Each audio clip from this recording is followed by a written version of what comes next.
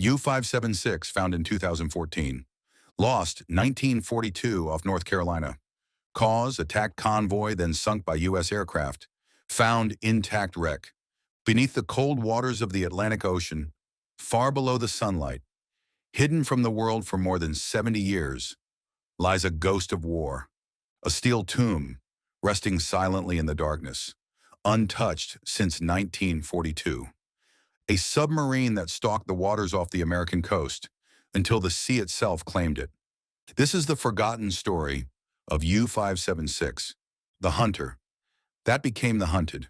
In the Second World War, there were many battles fought across continents, but few were as relentless as the silent war beneath the waves, the Battle of the Atlantic, a war of shadows, a war of steel.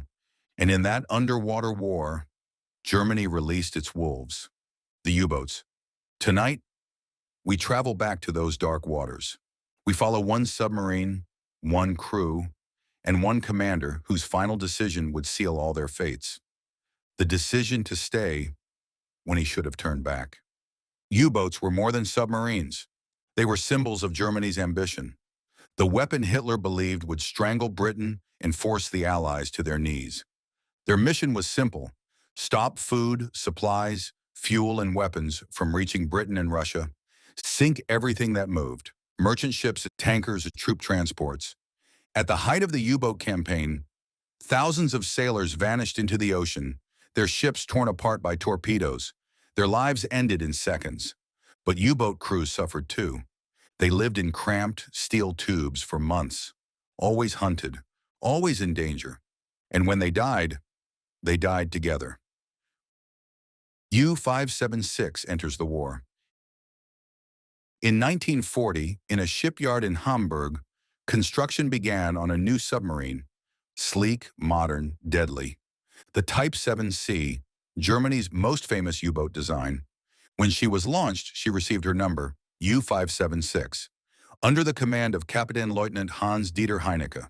Heinecke was respected, serious, calculated, a leader who demanded precision. His crew were young, many barely in their 20s, some still writing letters home, dreaming of surviving the war, dreaming of returning. But the ocean had different plans. Life inside a submarine was misery. Diesel exhaust, sweat, oil, metal. The smell never left. Privacy did not exist. Men slept in turns. A single bunk might be shared by 3 crewmen rotating shifts. Torpedoes stored in the forward compartment were also sleeping space. Men lay between weapons designed to destroy ships. There was no fresh air. Food spoiled after weeks. Water was rationed, and danger was always seconds away. A depth charge could crush them instantly. A single leak could kill them all. Yet they went willingly. That was the nature of the war. In 1942, the German Navy shifted focus. America had entered the war. The U-boats moved west toward the American coastline. And what they found was a battlefield handed to them. Cities along the East Coast kept lights burning at night. Ships sailed silhouetted against those lights. They became targets, visible from miles away. In the first months of 1942, U-boats sank hundreds of ships. Oil tankers burned offshore. Wrecks littered the coastline. It was a time U-boat commanders would later call the American shooting season. And during this time, U-576 was out hunting. In early July 1942, U-576 came under depth charge attack. The submarine was battered. Systems were failing. Heinecke contacted headquarters requesting permission to return to base for repairs.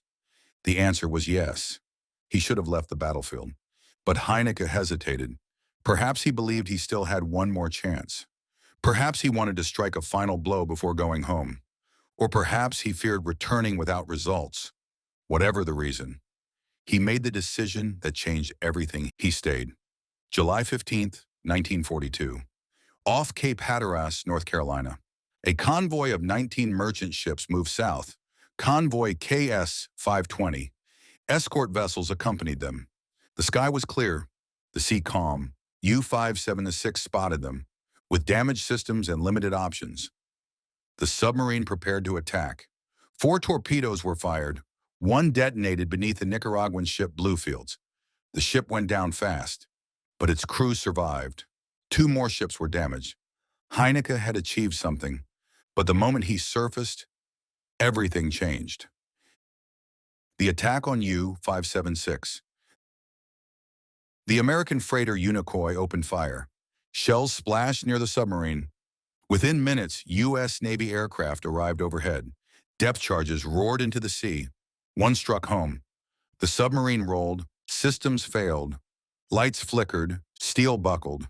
The bow angled downward, and U-576 began its final descent. Inside the submarine, panic spread. Men scrambled. Orders shouted. Emergency systems tried. But the sea was stronger. Water rushed in.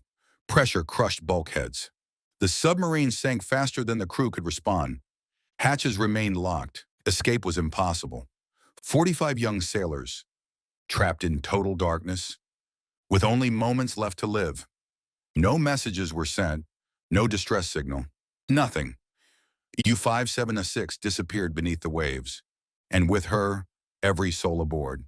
For Germany, the submarine was simply listed as missing. No one knew what truly happened. Families received letters with few answers. The ocean had swallowed the truth. Decades passed. War ended. Nations healed. Technology changed. Generations grew old. But beneath the Atlantic, the submarine waited, silent, untouched. In the early 2000s, scientists from NOAA began mapping the seafloor off North Carolina. Using advanced sonar, they searched for wrecks from the Battle of the Atlantic. Ship after ship was found, but the submarine remained missing. Until 2014, a sonar image revealed a long shape resting upright in deep water, a submarine. After 72 silent years, the lost wolf had been found. In 2016, submersibles descended into darkness. Powerful lights cut through the deep black waters. And then, the steel hull appeared. U-576 lay on her side, largely intact, the conning tower visible, torpedo tube silent, the deck guns still mounted. The sea had preserved her. The submarine that vanished in war now stood before them like a frozen moment in time. Just 240 meters away lay the wreck of Bluefields, the ship U-576 sank in her final attack. Attacker and victim side by side, a battlefield frozen forever. Today, U-576 is recognized as a war grave, the final resting place of 45 sailors. Germany still holds ownership. No one is allowed to disturb the wreck. The sea guards their remains. Young men, far from home, still lying together in darkness. History remembers victories in defeats. But beneath the waves, the ocean remembers the human story. Fear, courage, mistakes, and sacrifice. U-576 is not a symbol of triumph nor failure. It is a reminder of the cost of war. In the silence of the deep, where no sunlight reaches, the lost wolf rests, and the ocean continues its endless watch. This was U-576.